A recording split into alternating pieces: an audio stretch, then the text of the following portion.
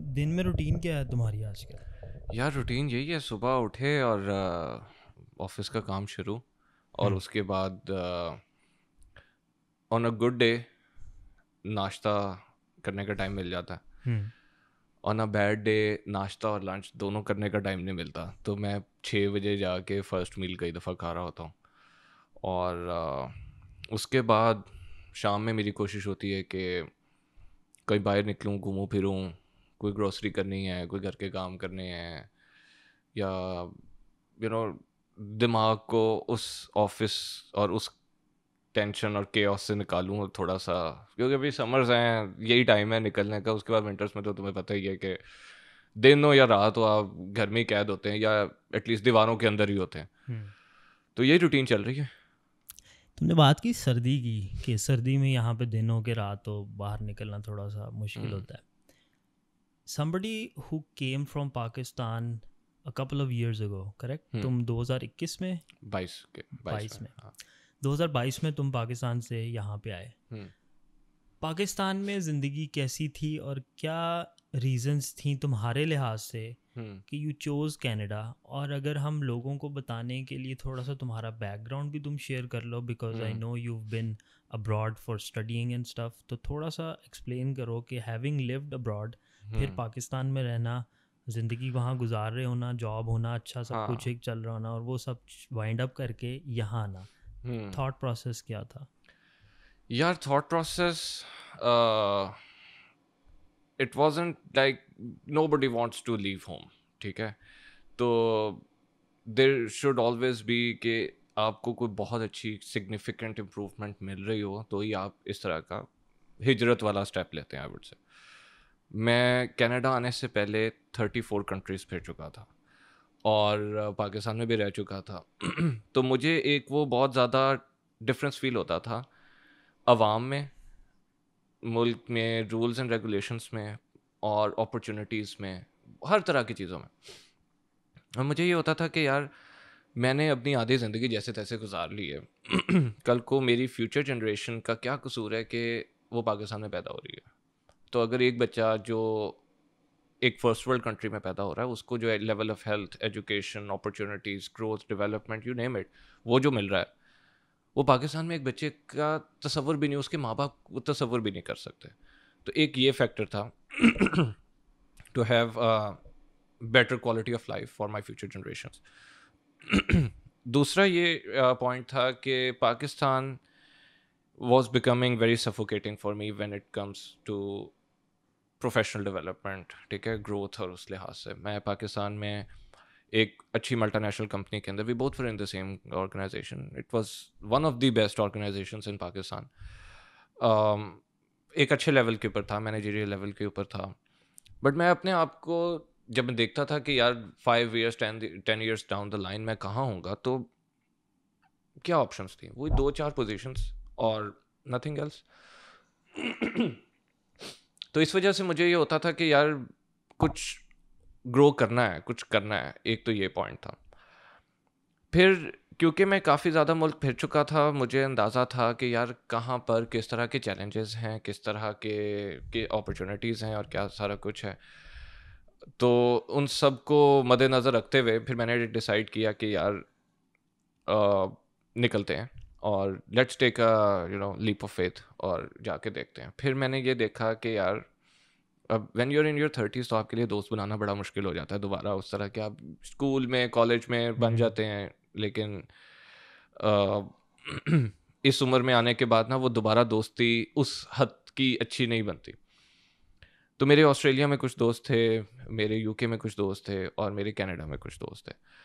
फिर मैंने इनको शॉर्टलिस्ट किया 3 कंट्रीज़ को, और कि यहाँ पर लॉन्ग टर्म सस्टेनेबल फ्यूचर नज़र आता है। तो कहाँ पर ये यहाँ पर दोस्त भी हैं, सोशल सर्कल भी है, क्योंकि आप जब घर से दूर होते हैं तो फ्रेंड्स आर योर फैमिली। तो मैंने ये कहा कि यार चलो ठीक है। फिर उसके बाद मैंने कनाडा के ऊपर रिसर्च की। कनाडा में जब मैं पाकिस्तान में था तो टोरंटो एरिया के अंदर 15 दोस्त मेरे मौजूद थे अच्छा। Before I move to Canada. तो एक ये बहुत बड़ा मेरे लिए मोटिवेशन फैक्टर था कि यार मैं, क्योंकि I have been to countries जहाँ पर मैं उस पूरे मुल्क में किसी को नहीं जानता था, और मैं 17 साल का था जब मैं बाहर गया। और फिर मैंने नए सिरे से अपने दोस्त बनाए और ये सारा कुछ किया। अब मैं वो 17 साल का नहीं हूँ, ना मैं वो काम करना चाह रहा था। तो मुझे था कि यार जहाँ पर एक सोशल सर्कल है मैं वहाँ जाऊँ, वहाँ दोस्त वगैरह होंगे, कम्युनिटी होगी, और वहाँ अकेले एक तनहा नहीं फील करते मुल्क के अंदर। तो ये सारा थॉट प्रोसेस था, और इसकी बेसिस के ऊपर फिर मैंने एक्सप्रेस एंट्री में अप्लाई किया। फिर कोविड आ गया, और जहाँ 2-3 महीने 6 महीने के अंदर लोगों को पीआर मिल रही थी, मुझे 2.5 साल बाद मिली। जब मैं सोचा था कि यार बस ठीक है, फिर तब मैंने पाकिस्तान में ही सोच लिया हुआ था 2 साल के बाद मैं कि यार पता नहीं शायद नहीं हो रहा या क्या है। I tried my everything I could, और फिर अचानक पीआर आ गई। मैंने कहा चलो भाई अब चलें। तो ये सारी जर्नी थी। अच्छा, तुमने कहा कि 2.5 साल लगे तुम्हें वेट पीरियड, उस वक्त कोविड चल रहा था, अनप्रेसिडेंटेड टाइम्स थे, 2.5 साल तुम्हें वेट करना पड़ा। आफ्टर सबमिटिंग एप्लीकेशन, सही। उससे पहले वाला टाइम अलग था जिसमें मैंने मतलब आपको ए और वो आता है, क्या आता है आपको, you get the invitation to apply, right? ITA। हाँ, वो और उसकी डॉक्यूमेंट्स की तैयारी वो 2.5 साल के अलावा है। सही। तो ये टोटल अगर टाइम देखा जाए तो 3 साल लगे थे, which is still I would stay okay. मैं कहूँगा bit on the higher side. और मेरा अगला सवाल इसी से रिलेटेड ये है कि इतना लंबा जब वेट टाइम होता है ना, तो काफ़ी सारे लोग, क्योंकि मैं एक यूट्यूब चैनल पहले जब अपलोड करता था व्लॉग्स और इससे रिलेटेड इन्फॉर्मेशनल वीडियोस, काफ़ी सारे लोग मुझसे सवाल करते थे कि यार इतना टाइम हो गया अभी तक कुछ नहीं आया, हाँ, इतना टाइम हो गया अभी इट्स तक वेरी कुछ नहीं आया। फ्रस्ट्रेटिंग। It is.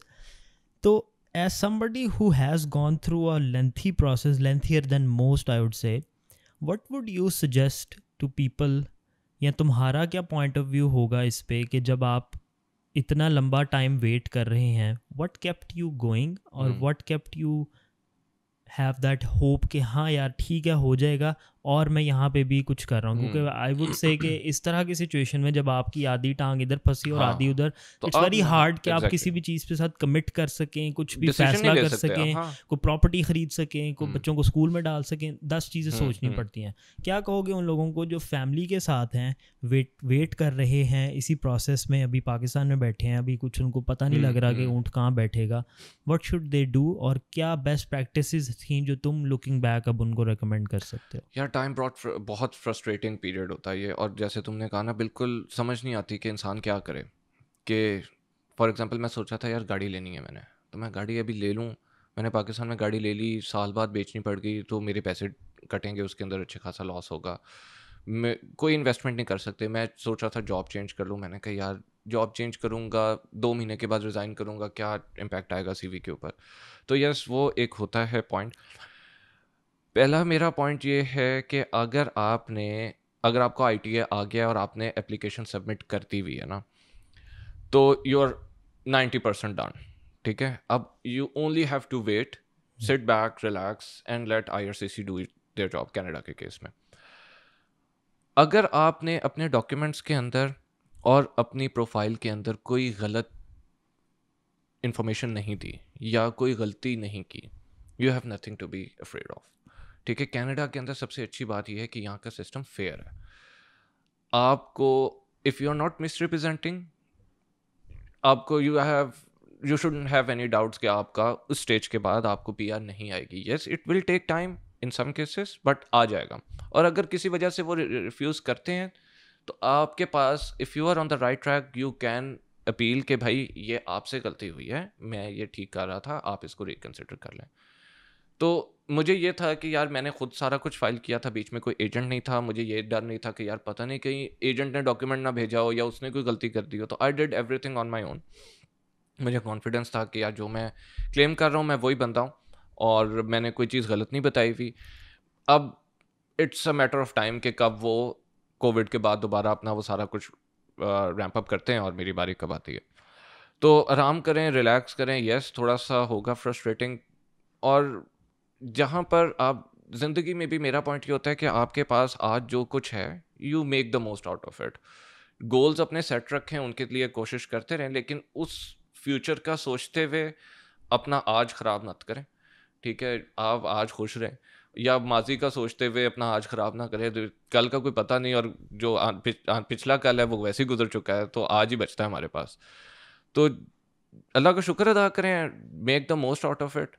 क्योंकि देखें पाकिस्तान में 100 बुराइयां हों, लेकिन पाकिस्तान में जब आप होते हैं तो वहाँ पे कई अच्छे पॉइंट्स भी हैं। लेट्स से आपकी फैमिली है, आपका वहाँ पे रिलेटिव्स का सर्कल है और जो भी कुछ है, आपके फ्रेंड्स का सर्कल है, तो यू एन्जॉय दैट। अब वो जो मेरे 2.5 साल थे जब मुझे पता था कि मैंने कभी भी PR आएगी और मैंने चले जाना है, उसके अंदर मैं अपने रिश्तेदारों से, दोस्तों से मैंने मिलना जुलना बढ़ा दिया था, ताकि मुझे पता था कि यार अब मैं आगे चला जाऊंगा तो अभी इनके साथ टाइम गुजार लूँ। और तो वो बड़ा अच्छा एक बॉन्डिंग उनके साथ रही और बहुत अच्छा टाइम गुजरा। तो यही मशवरा होगा।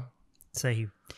अच्छा, तुम्हारी बात से मैंने 2 चीज़ें जो पिक की हैं वो ये हैं, एक यू सेड कि मैंने अपना सारा प्रोसेस चूँकि ख़ुद मैनेज किया था, इसलिए मुझे पता था कि जो इन्फॉर्मेशन मैंने दी है वो 100% है। मैंने ये चीज़ वाकई नोट की है कि कुछ लोग इवन पढ़े लिखे लोग कंसल्टेंट हायर करते हैं। होता ये है, कंसल्टेंट ने आपसे लेने हैं पैसे और उसने बाय हुक और बाय क्रुक आपकी एप्लीकेशन क्यू में डाल के अपने वो कमीशन आपसे पकड़ना है। अब उसके लिए समटाइम्स जब वो आपके फॉर एग्जांपल कुछ लोगों के केस में होता है पाकिस्तान में कि वो कंपनी में उन्होंने 6 साल जॉब की, आइदर कंपनी बंद हो गई या कंपनी का अब HR डिपार्टमेंट ऐसा नहीं जो उनको एक्सपीरियंस लेटर दे, उस वक्त उन्होंने लिया नहीं, फिर वो कहते हैं कि यार ये तो अब गैप शो हो रहा है। तो उनके जहन में होता है चूँकि मुझे पता है और एक जस्टिफाइड रीज़न है तो वो बस उनको भी समझ आ जाएगी। उनको ये चीज़ नहीं पता, दे डोंट नो। वो 7 समंदर पार बैठ के आपकी एप्लीकेशन देख रहे हैं फ्रॉम अ कंट्री जहाँ पे उनको पता है कि लोग बहुत 2 नंबरी करते हैं, तो they will look at it from a very critical angle. तो आपकी प्रॉब्लम्स उनकी प्रॉब्लम्स नहीं। आपको ये चीज़ समझनी ज़रूरी है कि जस्ट बिकॉज आपके जहन में एक रीज़न क्लियर है कि मैंने ये डॉक्यूमेंट इसलिए नहीं दिया क्योंकि ये, तो अनलेस आप उसको प्रूव या उसको प्रॉपरली डॉक्यूमेंट नहीं करते, वो आपको इंसान होने का बेनिफिट देंगे। उनको भी पता है कंपनियां बंद होती हैं, उनको पता है कि मसले होते हैं, but you have to be upfront and very honest and open about it. अगर आप बातें गोलमोल करेंगे ना, गोलमोल बात पे आपकी application can take from like जहां 6 महीने लगने थे, इट कुड टेक 6 साल, क्योंकि आपने अब इंफॉर्मेशन इतनी उनके लिए कंफ्यूजिंग कर दी है। तो वो आपको कहते हैं कि यार हमारे पास और बड़े लोग हैं। तो मेरी पर्सनली लोगों को ये सजेशन होगी कि आप अपनी इंफॉर्मेशन सीधी रखें, चाहे कंसल्टेंट के थ्रू कर रहे हैं चाहे खुद कर रहे हैं, और जहाँ पे गैप्स हैं उनको एज गैप एक्सेप्ट करें और उसकी लॉजिकल रीजनिंग बनाएं, ना कि उसको कवर अप करें, क्योंकि कवर अप्स नेवर वर्क। वो आपसे ज़्यादा देर से ये काम कर रहे हैं और उनको पता है। हज़ारों एप्लीकेशंस देख रहे होते हैं, ठीक है, उनको पता होता है कि कौन बंदा सही बोल रहा है और कौन बीच में से चीज़ें ये आगे पीछे कर रहा है या छुपाने की कोशिश कर रहा है। जो तुमने बात की ना कि कंपनी बंद हो जाती है, तो जिस कंपनी में मैं अभी हूँ उससे पहले जहाँ पर मैं एज अ बिजनेस मैनेजर काम कर रहा था, वो कंपनी बंद हो गई थी। अब मेरे पास कोई बंदा नहीं था कि जो, और उसका मैंने एक्सपीरियंस भी काउंट करवाना था, मेरे पास कोई बंदा नहीं था कि जो मुझे उस तरह का लेटर बना के दे सके और वो सारा कुछ कर सके। तो मैंने एग्जैक्टली यही किया था। मैंने अपने पास जो पुराने डॉक्यूमेंटेशन पड़े थे, मेरे बिजनेस कार्ड्स पड़े हुए थे, मेरी कोई बैंक स्टेटमेंट थी, और मैंने 1-2 उनके लिए एक्सपोज वगैरह में पार्टिसिपेट किया था, उनकी पिक्चर्स थी, मीडिया प्रेस थी और इस तरह की चीज़ें थी। मैंने सारी वो लगाई और मैंने उनका बताया कि ये कंपनी थी, ये बंद हो चुकी थी, मेरा ये टाइटल था, ये मेरा सारा कुछ था और मैं ये सारे काम कर रहा था। तो उनके बिहाफ पर आप ये समझ लें कि मेरा ये एक्सपीरियंस वैलिड था और इसको आप कंसिडर कर लें। So you have to justify it properly, क्योंकि यार देखें कनाडा में लोग इतने ब्रूटल नहीं हैं। कुछ यूरोपीय ममालिक के अंदर आपकी छोटी सी चीज़ के ऊपर आपका वीज़ा भी रिजेक्ट कर देते हैं। Canadians are considerate people. अगर आप उनको कोई डॉक्यूमेंट नहीं प्रोवाइड कर सक रहे, लेकिन आपने अच्छी जस्टिफिकेशन दी है जो कि सच्चाई पे बेस करती है, दे विल कंसिडर इट। ये जस्ट क्या आप जैसे पाकिस्तान में होता है, नहीं जी ये आप टेस्ट करा के लाएं फलाने से तो ही हम मानेंगे, उस तरह के काम नहीं है। यानी यहाँ पे just for the sake of hassle नहीं, वो आपको कोई चीज़ कहेंगे, अगर वो वाकई ज़रूरत होगी या उसमें उनको एम्बिग्विटी होगी तो वो आपकी तरफ आएंगे। और फिर आपका काम है कि आप भी उसी को रेसिप्रोकेट करके उनको सीधा ऑनेस्ट जवाब दें, क्योंकि अगर आप उनको घुमाएंगे तो वो फिर आपको उससे ज़्यादा घुमा देंगे। They will be very upfront, वो कहेंगे कि यार ठीक है, वी आर नॉट सेटिस्फाइड, तो देयर यू गो। हाँ, और फिर आप वो कंसल्टेंट जिससे आपने किया था उससे बहस करेंगे, या आप कनाडा के प्रोसेस को कहेंगे कि ये है ही गलत या ये ऐसे है या वैसे है, लेकिन अपने उसका मुहासबा भी करना ज़रूरी है कि क्या मैंने तो कहीं प्रोसेस में हाँ गलती हाँ नहीं की थी। हम समटाइम्स ये समझते हैं यार मैंने तो वो अच्छा कंसल्टेंट भी हायर किया था फिर भी नहीं उसने हुआ, ये देखो 7 लाख प्रोसेस ही रुपया ख़राब है। दिया मैंने हाँ, उसको, मैंने तो वो प्रोसेस ही हाँ ख़राब है। 7 लाख रुपया नहीं, मैंने 1 रुपया नहीं दिया, तुमने 1 रुपया नहीं हाँ दिया, हमने खुद किया है। थोड़ा सा टाइम लगता है, थोड़ा सा आपको यस एफर्ट करनी पड़ती है, थोड़ा सा सर घुमाना पड़ता है, यू रिसर्च हैव करनी इन पड़ती है। ऑर्डर टू डू एनीथिंग, ठीक है, you have to step out of your comfort zone. और मैं जितने मुल्क पे रहा हूँ, मैंने आज तक एक वीज़ा भी किसी एजेंट से नहीं लगवाया, मैंने सारे खुद लगवाए हैं, एक भी रिजेक्शन नहीं है। मैं उसी हरे पासपोर्ट के ऊपर दुनिया फिरा हूँ। सिर्फ पॉइंट ये होता है कि आपने रिसर्च करनी है, आपने देखना है, आपने लोगों की एक्सपीरियंसेस पढ़ने हैं, आपने चेक करना है कि हाँ यार अगर किसी का वीज़ा रिजेक्ट हुआ था तो किस बेसिस पे होता है, क्या मैं अपनी वो बेसिस कवर कर रहा हूँ कि नहीं कर रहा। ये सारा कुछ कर लें। आपने वीज़ा ऑफिसर को सेटिस्फाई करना है कि हाँ ये सारे तुम्हारे सिलेक्शन क्राइटेरिया है और मैं इसके ऊपर पूरा उतरता हूँ, देन देयर यू गो, तुम्हें मिल जाना चाहिए वीज़ा। अगर नहीं मिल रहा तो तुम अपील कर लो, तुम चेक कर लो कि यार क्या है, अगली दफ़ा तुम्हें शायद रिफ्यूज़ल ना आए। बिल्कुल सही है। तो यू कैन डू इट अगर आप चाहते हैं तो। ऐसा नहीं है कि आपको हर सूरत कंसल्टेंट ही चाहिए। प्रोसेस ऑनलाइन पड़ा है, सारी रिक्वायरमेंट्स दी हुई हैं, सारे डॉक्यूमेंट्स एट द एंड आपने ही इकट्ठे करने हैं। हाँ और अगर उनमें कोई मसला है तो कंसल्टेंट आपकी जान नहीं बचा सकता। वो कल को वो आएंगे वापस और वो हाँ कहेंगे कि ये डॉक्यूमेंट नहीं ठीक, और उस वक्त ना कंसल्टेंट को दिए हुए 10 लाख काम आएंगे, ना ना आपका जो कुछ और। सर्व हाँ किया हुआ टाइम है, क्योंकि आपने उस वक्त शॉर्टकट मारा था। तो शॉर्टकट से गुरेज करें, यस ऑनेस्ट रहें, और एप्लीकेशन में जो नहीं है वो नहीं है, और फिर अल्लाह पे छोड़ दें कि हाँ ठीक बिल्कुल है होगा तो हो जाएगा, लेकिन सच को बेस रखें। सच को बेस रखें, जो कि पाकिस्तानी अवाम के लिए थोड़ा मुश्किल होता है। सही है। अच्छा, अब तुम आ गए वहाँ से कनाडा, 2022 का टाइम चल रहा है। यस इनिशियल इम्प्रेशंस और इनिशियल डेज का अपना थोड़ा सा एक्सपीरियंस शेयर करो। यार एक किसी भी मेजॉरिटी ऑफ नए न्यू इमिग्रेंट्स की तरह मैं एक एयरबीएनबी के बेसमेंट, मैंने एक एयरबीएनबी से बेसमेंट की हुई थी रेंट, और उसमें मैं रह रहा था। अगस्त का महीना था, इट ब्राइट सनी डेज, और मेरी बेसमेंट के अंदर वो छोटे छोटे एलईडी बल्ब होते थे, वो 8-8 वाट के वही जलते थे क्योंकि खिड़कियाँ थी नहीं, और छोटी छोटी वो वेंटिलेटर्स लगे हुए थे। तो बड़ा डिप्रेसिंग था, कोल्ड एंड डिप्रेसिंग, क्योंकि घर का ऊपर टेम्परेचर नॉर्मल होता है और बेसमेंट का टेम्परेचर कम होता है। तो एक तो ठंड भी लगती थी, और मैं थोड़ी थोड़ी देर के बाद बेसमेंट का दरवाज़ा वो बाहर खोल के मैं बैकयार्ड में बाहर निकल के ना आसमान देख रहा होता था कि यार ओ कनाडा आए हैं, और नीला आसमान और साफ़ सुथरे दरख्त और इस तरह। तो वो थोड़ा सा एक शुरू का टाइम इस लिहाज से स्ट्रेसफुल था कि आई हैड 1 मंथ जिसमें मैंने अपना अपार्टमेंट का कुछ करना था, मैंने फिर फर्निश करना था, मैंने और 100 चीज़ें करनी थी, लाइसेंस था, बैंक अकाउंट्स और ये वो सारा कुछ। तो बड़ा जल्दी वो टाइम गुजरा, और वो एक क्लॉक वाज टिकिंग कि यार हाँ मुझे within 30 days I have to do all of these. तो वो अल्हम्दुलिल्लाह वो सारे काम हो गए। साथ साथ जॉब हंट चल रहा था। मैं पाकिस्तान में एक अच्छी नौकरी में था, और फिर मैं कनाडा मूव किया वहाँ से रिज़ाइन करके। और फिर मुझे था कि यार अब यहाँ पर कोई अच्छी जॉब मिले ताकि मैं मुझे बहुत डाउनग्रेड ना हो जाऊँ, उसमें कोई डिग्रेडेड लेवल के ऊपर ना चला जाऊँ कि यार हाँ आप आपने 8 साल 10 साल नौकरी करके आप एक लेवल पे पहुँचे हैं, और आप just because you move to a new country और आप फिर एंट्री लेवल से स्टार्ट कर रहे हैं, तो आपने वो इस तरह का ना हो। दूसरी चीज़ ये थी कि जब मैं कनाडा आ रहा था तो बहुत लोग ऐसे थे, मेरे रिश्तेदारों में भी, मेरे दोस्त अहबाब में भी, जो मुझे डिस्करेज करते थे कि यार देखो पाकिस्तान इतना अच्छा मुल्क है, और ये देखो इतना पैसा है, तुम यहाँ पर ग्रो करो, यहाँ पर देखो मलिक रियाज नहीं फेर रहा, यहाँ पर फलाना नहीं सेठ, और यहाँ पर ये नहीं है, तो यहाँ पर भी पैसा कमाया जा सकता है। और पैसा कमाना मकसद नहीं था, और मिडिल क्लास में रहते हुए अच्छी ज़िंदगी गुजारना मकसद था। तो और वो सब मुझे ना बड़ा डिस्करेज करते थे कि यार देखो बाहर ये है, बाहर 4 मौसम नहीं होते, बाहर फलों में जायका नहीं होता, और जो है वो इसी तरह की जो बातें पाकिस्तान में अक्सर लोग आपको कहते हैं। तो एक वो भी प्रेशर था कि यार वो 25 बंदा मुझे पहले मना कर रहा था कि यार तू ना जा, और अब मैं आ गया हूँ और अब मुझे नौकरी नहीं मिल रही, और मैं किस मुंह से वापस जाऊंगा, तो उन्होंने भी कहना है कि यार देखा हमने कहा था ना। तो वो एक बैक ऑफ द माइंड वो प्रेशर भी था। बाकी अल्लाह ताला के ऊपर एतमाद था कि यार ठीक है, रिस्क अल्लाह नहीं देना है तो दे देगा। तो फिर मैंने अपार्टमेंट लिया, अपार्टमेंट में मूव किया। The highlight of all this chaos,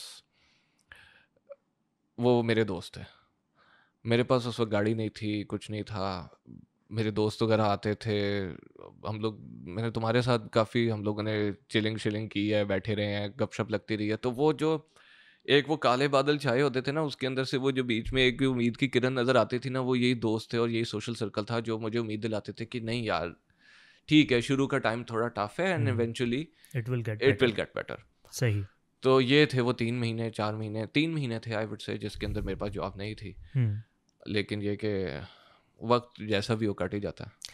तुमने बात की कि पाकिस्तान में कुछ रिश्तेदार थे, कुछ लोग थे जो तुम्हें डिस्करेज करते थे इस डिसीजन के ऊपर, बट मेरा ख़्याल है कि वहाँ का लाइफस्टाइल और वहाँ जो हम जिस चीज़ को लग्जरी और एक बेहतर लाइफस्टाइल कंसिडर करते हैं ना, वो शायद डिफरेंट है जो यहाँ पे लोग जिसको एक लग्जरी लाइफस्टाइल कंसिडर करते हैं। प्लस ओवरऑल दुनिया में हर कंट्री हर कल्चर में फ़र्क होता है। बट मैंने ये ऑब्ज़र्व किया है, हमारे वहाँ पे होता है कि आप सोशल हायरार्की में तब ऊपर मूव करते हैं जब आपका गाड़ी का दरवाज़ा खोलने के लिए भी बंदा हो, हाँ। गेट खोलने के लिए अलहदा बंदा हो, खाना पकाने के लिए अलहदा बंदा हो, आपको हरकत ना करनी पड़े, आपकी एफर्ट मिनिमल हो, आप ऑर्डर दें और काम हो जाए। तो ये वहाँ पे एक अच्छे लाइफस्टाइल की कह लो कि एक बेस है कि जी आपने कुछ किया है ज़िंदगी में। लेकिन मलिक रियाज़ की ही एग्ज़ाम्पल अगर वो देते हैं, तो मलिक रियाज़ की भी अगर हम एग्ज़ाम्पल ले लें तो वो पाकिस्तान का one of the richest people आता है, इफ़ नॉट दी रिचेस्ट। लेकिन वो शख्स अपनी सारे पैसे भी लगा के वहाँ पे 1 क्यूबिक लीटर साफ़ हवा अफोर्ड नहीं कर सकता। वो घर से बाहर निकलता है ना या गाड़ी से बाहर निकलता है, वो वही हवा में ब्रीथ करता है जिसमें एक चने की रेडी जो लगा के खड़ा है बंदा वो ब्रीथ कर रहा है। न कि अगर हम अपनी किसी चीज़ को बुरा या गलत नहीं समझेंगे तो हम उसको कभी ठीक नहीं कर सकते ना, क्योंकि अगर हमें लगता है कि वो ठीक है तो बस हम उसी के जस्टिफिकेशंस देते रहेंगे और हम उसी तरह उस गलत फहमी के अंदर ही रहेंगे। एक हमारा ये भी कॉन्सेप्ट है ना कि वो जिस तरह बचपन में होता था ना, रिश्तेदार आते थे तो अम्मी कहती थी बेटा ये सामान सारा उठा के तो उधर स्टोर में रख दो, ये कर दो वो कर दो। तो हमें होता था कि चीज़ें अंडर द कारपेट कर दी जाएं, हाँ। अगर कोई बाहर वाला आ रहा है ताकि घर की बातें ना पता लगें। घर में आई कैन अंडरस्टैंड, ठीक है। वही सोच जब हम मुल्क पे अप्लाई कर देते हैं ना, वहाँ पे आई हैव अ प्रॉब्लम। मैंने एक वीडियो बनाई थी कुछ अर्सा पहले जब मैं कनाडा से पाकिस्तान से कनाडा आया था। हमने PIA की फ़्लाइट ली थी, उसामा और तूबा मेरे साथ थे। और उस फ्लाइट में जाते जाते मैंने जहाज़ की ना एंड पे कंडीशन दिखाई कि ये देखें ये लोगों ने भी क्या हालात इधर बपा किए हैं, और जो उनका स्टाफ है उसने भी they given up on washrooms की सफाई और वो सारा कुछ। उस पे वीडियो पे बैकलैश इस तरह का है कि तुम PIA पाकिस्तान के इदारे को बुरा कह रहे हो, ख़ुद तो बाहर चले गए हो, PIA को बुरा कह रहे हो।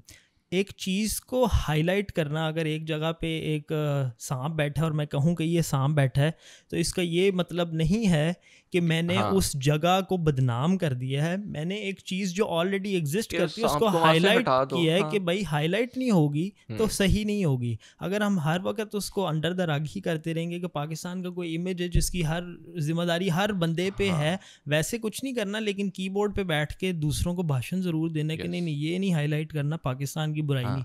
तुम क्या कर रहे हो पाकिस्तान की अच्छाई के नहीं, लिए? आप उनको उस ऐसे लोगों को जो PIA की साइड लेते हैं ना, मैं उनको ये कहूँगा कि आप PIA पे ही सफ़र किया करें, आप इत्तेहाद एमिरेट्स और कतर पे ना जाएं। हाँ। ठीक है, आप PIA पे सफ़र करें जैसे तैसे, क्योंकि आपको महसूस होगा जिस कुर्सी के ऊपर आप बैठे हैं कि उसके अंदर फ़ोम नाम की अब चीज़ नहीं रही और गलाज़त और बदबू और वो सारा कुछ। यार दुख होता है, हमें नहीं होता यार। आप 6 लाख रुपए 7 लाख रुपए की आप टिकट लेके पाकिस्तान जा रहे हैं, उससे कम पैसों में या उतने पैसों में ही आपको और एयरलाइंस भी मिल रही हैं, और आपने कहा कि यार ठीक है मैं PIA पे ही जाता हूँ। तो सबसे बड़ा तो ये आपने सपोर्ट किया ना कि आपने अपना नेशनल फ्लैग कैरियर चूज़ किया।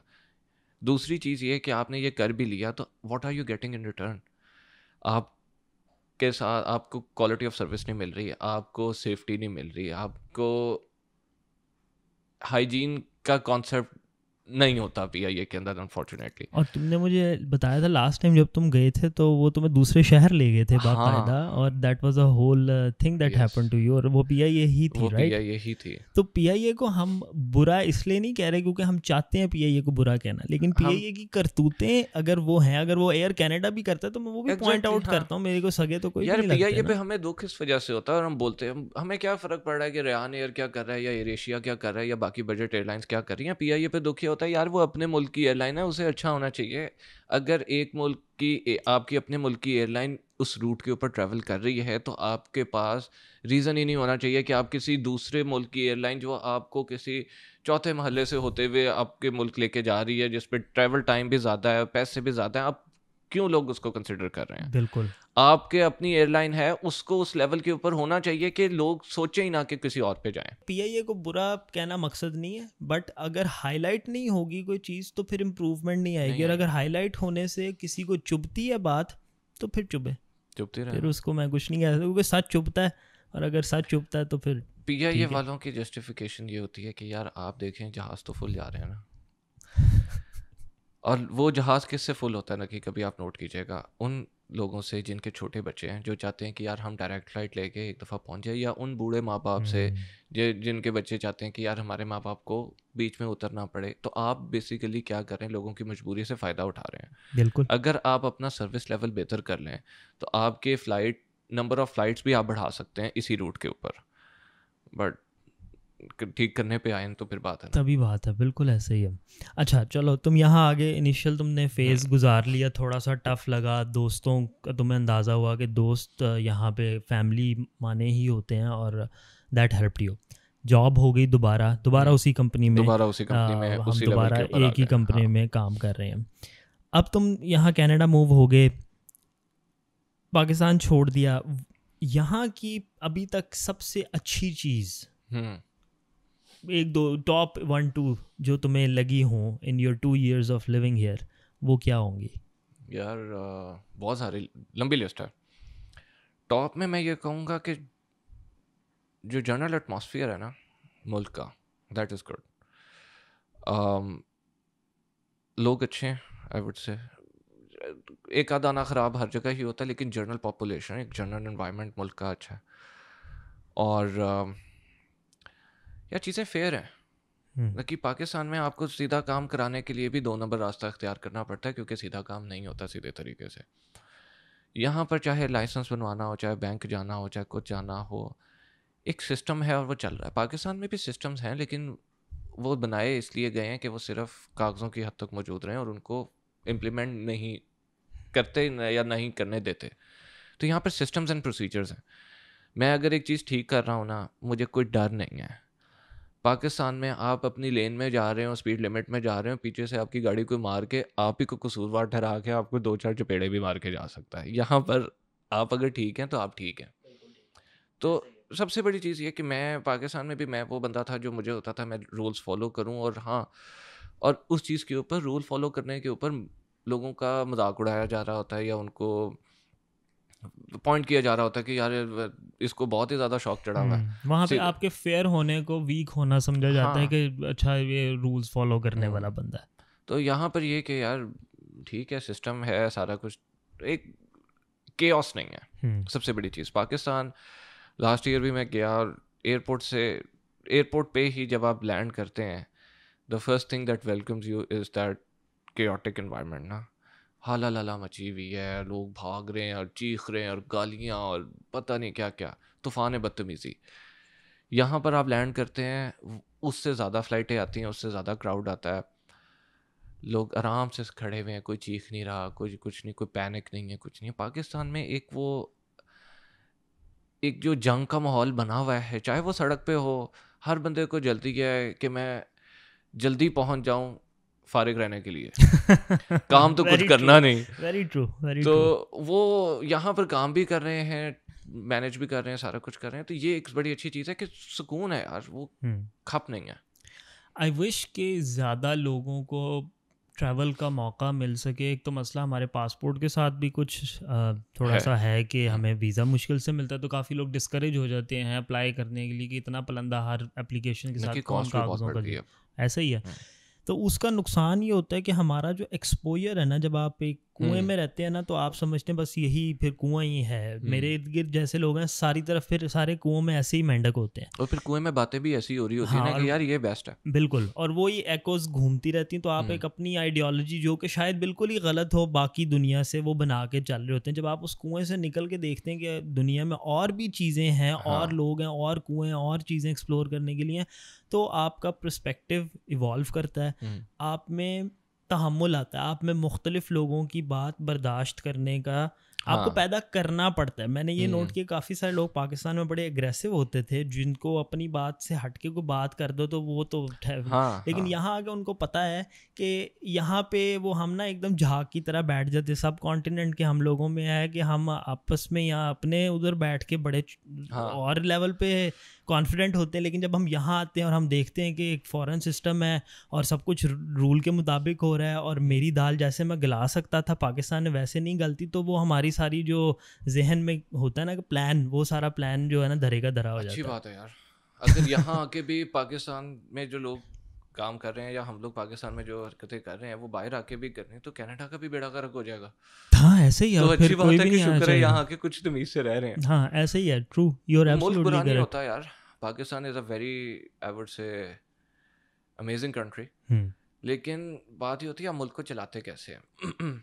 आज तुम पाकिस्तानी पॉपुलेशन और जापानीज पॉपुलेशन को स्वैप कर दो, ठीक है, ओवरनाइट जापान गया बिल्कुल और ऐसे ही है। पाकिस्तान ओवरनाइट ठीक हो जाएगा। हाँ ऐसे ही वो रिसोर्सेज को बेहतर इस्तेमाल करेंगे, क्योंकि मुल्क, वही बात है, मुल्क बुरा नहीं, हमारे पास रिसोर्सेज अच्छे हैं बहुत अच्छे यार हैं, हमारे yes। पास। तुम यहाँ पे भी तुमने बात की कि लोग कहते थे फलों का जायका बाहर ब्लैंड होता है, और वो बात किसी हद तक यू विल अग्री प्रॉबली कि पाकिस्तान में जिस तरह आपको सीज़न में आम मिलता था, या जो सीज़न का सेब है, या जो सीज़न की चीज़ है, यहाँ क्या होता है सारा साल आपको रफली चीज़ें मिल जाती हैं, कभी वो मैक्सिको से आ जाएगी, कभी वो कहीं कोल्ड स्टोरेज से आ जाएगी, बट उसमें वो टेस्ट और वो इंटेंसिटी नहीं होती जो कि एक नेचुरली ऑर्गेनिकली ग्रोन पाकिस्तान में अगर वो आम है या केले हैं जो भी है वो है। तो हमें उसकी एक तो कदर उस तरह नहीं है, दूसरा हमारे एक्सपोर्ट चैनल्स इतने स्ट्रांग नहीं है। इंडिया ने आपने ख़त्म कर दिया। इंडिया ने इतना कुछ अपना इस्टेब्लिश यहाँ पे किया है कि पूरे पूरे यहाँ पे ग्रोसरी स्टोर में आयल्स होते हैं, गटर का ढकना है मेड इन इंडिया होता है। मैंने भी उस दिन ये देखा है, आई वाज सरप्राइज्ड कि कुछ पे मेड इन यूएस था, फिर मैंने एक देखा मेड इन इंडिया, तो मैंने कहा यार वो यही बना बना के कास्ट आयरन का ढक्कन है, कुछ भी नहीं है,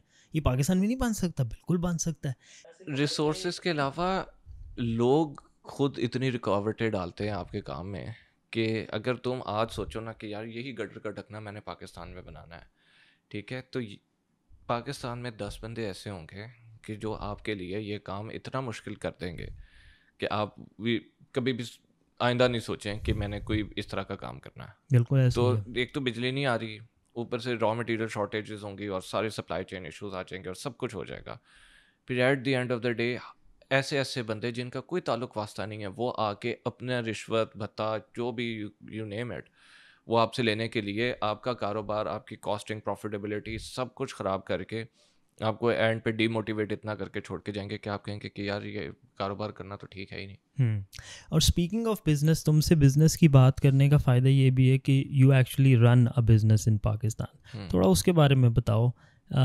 यू रन अ सबवे, और इसके अलावा जो डिटेल्स हैं लेट यू डिस्क्राइब इट। हाँ, तो it's a very small humble kind of business. मैंने एक सबवे फ्रेंचाइज ली थी पाकिस्तान में, लाहौर में, और द एंटायर पर्पस वाज कि मैं क्योंकि यहाँ मूव कर रहा हूँ तो पीछे मेरे अब्बू को कुछ एक्टिविटी रहे। वो he has worked around 40 years और उसके बाद अब वो रिटायर्ड लाइफ एंजॉय कर रहे हैं। तो लेकिन ये कि बंदा अकेला हो जाता है तो फिर परेशान होता है और चीज़ें सोचता रहता है और इस तरह। तो आई वांटेड कि उनके पास कोई एक्टिविटी हो ताकि वो अपने आप को एंगेज रखें। और सो मैंने एक सबवे फ्रेंचाइज ली और वो हमने स्टार्ट किया। और सो अगेन वही इश्यूज यार, सप्लाई चेन, ठीक है, कभी कुछ शॉर्ट हो गया, कभी कोई मसला है, कभी ये नहीं आ रहा, कभी वो नहीं आ रहा, कभी लाइट चली गई, फिर आपकी उसकी वजह से कॉस्ट बढ़ जाती है। तो आपने जनरेटर है, डीजल है, ये वो बेसिक नेसेसिटीज़ पूरी करना एक मसला है। फिर उसके बाद जनाब LDA वाले आ गए कि जी ये कोई तुक नहीं, कोई मसला नहीं, बस कि पैसे खाने का ना।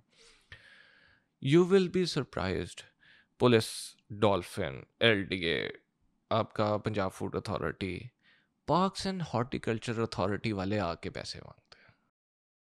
अब एक प्लाजे के अंदर एक सबवे की दुकान है, उसके पार्क्स एंड हॉर्टिकल्चर अथॉरिटी से क्या ताल्लुक है? तो वही बात है ना कि जिसका दाव लग जाता है वो आ जाए, और जिसका दाव नहीं भी लगता वो भी बस आके कि जी मैं कोशिश कर लूँ कि मैं किसी तरह कर लूँ। तो इतने ज़्यादा आपको जब लीचेस चिमड़ी हों तो इट इज़ वेरी चैलेंजिंग कि आपने फिर उस बिज़नेस को प्रॉफिटेबल भी रखना है, सस्टेन भी करना है। अब आपने जो लोग रखे हुए हैं उनकी रोज़ी रोटी का भी ख्याल रखना है कि यार अगर बड़ा आसान है मेरे लिए कि मैं आज एक बंदा दो बंदे उसमें से निकाल दूं और मेरा कॉस्ट कम हो जाएगी तो मेरी प्रॉफिटेबिलिटी कुछ बेहतर हो जाएगी। लेकिन फिर वही होता है कि नहीं यार, रिस्क अल्लाह ने उनका लिखा हुआ है तो वो उनको मिलेगा, इसी के साथ ही गुजारा करें। फिर मुल्क के हालात, मेरा गुलबर्ग के अंदर जो रेस्टोरेंट, वो जो ये सबवे है, आए दिन लिबर्टी बंद हो गई जी, आज ये जलसा, कल ये जुलूस, ये धरना, ये कभी किसी ने आकर टायर दो जला दिए, कभी पुलिस ने कुछ कर दिया, सड़क बंद हो गई, रश कम हो गया, मेरी वो पूरे हफ्ते की सेल गई। तो मेरे बिल उतने ही आ रहे हैं, मेरी चीज़ें उतनी, मेरे खर्चे उतने ही हैं, लेकिन क्योंकि जनाब उधर वहाँ पे मुल्क के हालात ख़राब थे तो ये हो गया। अब आपको फिर इंजेक्ट करना पड़ता है। तो it's a roller coaster kind of a ride. यही चीज़ है कि जो आई बिलीव, क्योंकि पहले मुझे इसका इतना ज़्यादा अंदाज़ा नहीं होता था, लेकिन अब मुझे एहसास होता है कि यार अगर मेरे पास पैसे हैं तो would I invest that money in Pakistan और इन कनाडा और एनीवेयर अब्रॉड। ठीक है, पाकिस्तान में वो पैसा इन्वेस्ट करना is risky because of political destability, economic issues, ठीक है, रिसोर्स अनअवेलेबिलिटी और जितने वेरिएबल्स हैं और उसके अंदर जितनी अनसर्टेनिटी है उसकी वजह से रिस्की है। वही पैसा मैं अगर यहाँ पर इन्वेस्ट करता हूँ जहाँ पर मुझे पता है कि जी कोई भत्ता रिश्वत नहीं चलेगी, या कोई आपको लाइट बार बार नहीं जा रही, इंटरनेट आपका सही चल रहा है, पानी आपको साफ़ मिल रहा है, ठीक है, जो सप्लाई चेन है आपकी वो ठीक चल रही है, और उसके बाद ये कि अगर कोई गड़बड़ होती है तो अगर आप ठीक कर रहे हैं तो आपको कोई कुछ कह नहीं सकता। तो ये अश्योरिटी भी है। तो इस वजह से अगर बीइंग अ पाकिस्तानी जो यहाँ पर बैठे हैं वो पाकिस्तान में इन्वेस्ट नहीं करना चाह रहे, तो फॉरेन इन्वेस्टमेंट कौन करेगा पाकिस्तान में बैठ के? यहाँ से गोरा क्यों उठ के जाके पाकिस्तान में पैसे इन्वेस्ट करेगा अपने? अभी मैं पिछले दिनों ना इंस्टाग्राम देख रहा था तो एक रील लगी हुई थी वहाँ पे स्पॉन्सर्ड कि टोरंटो में एक सेमिनार कर रहे हैं कोई पाकिस्तानी बिल्डिंग एसोसिएशंस वाले, Yes. और वो आपको इनकरेज कर रहे थे कि आप पाकिस्तान में जो है ना प्रॉपर्टीज खरीदें। इन्वेस्ट करें। हाँ। मैंने उस पोस्ट के ऊपर कमेंट किया तो उन्होंने आई गेस मेरी प्रोफाइल देख ली होगी कि ये कनाडा में, तो उसने मेरा कमेंट डिलीट कर दिया। और मैंने कमेंट सिंपल ये किया था कि आप किस बेसिस पे लोगों को कन्विंस करने की कोशिश कर रहे हैं, क्या रीज़न होगी आपके पास? Give me one good reason to invest in Pakistan. They did not have any reason, तो दे डिलीटेड माय कमेंट। तो बात ये है कि वही हम यहाँ आके भी लोगों को मंजन ही बेच रहे हैं ना। प्लॉट खरीदें, उसके इसका इतना फ़ायदा है कि कल को उस पे किसी और के बच्चे भी पल रहे होंगे। वैसे ही अगर आप तो यहाँ बैठे कब्जा कर लिया हाँ, तो वो तो किसी और के लिए भी ना, तो आपको अल्लाह सवाब भी देगा। आई एम श्योर हम सारे ही, तुम भी किसी को जानते होगे, मेरी अपनी फैमिली में लोग हैं जिनके पर्सनल प्लॉट्स पे कब्जा हुआ और केस चला, कुछ भी नहीं बना और दे लॉस्ट क्योंकि दूसरी पार्टी थी और उनके पास पैसे थे और उन्होंने जजेस को, वकीलों को, सबको अपने साथ कर लिया। तो वही बात है कि even if you are in your lane, आप if you are doing everything right, फिर भी पाकिस्तान में यू आर नॉट श्योर कि ये चल पाएगा, होगा कि नहीं, which is a very sad thing. यहाँ पे अगर आप सब कुछ अपने तौर पे एफर्ट ऑनेस्ट डालते हैं तो ठीक है, फेलियर हो सकता है, बट चांसेस ऑफ इट कि सोसाइटी आपको फेल करे वो बहुत कम है, क्योंकि सिस्टम डिज़ाइन है कि चलो इंडिविजुअल सक्सीड करे। हाँ, उसमें मुश्किलात आएंगी।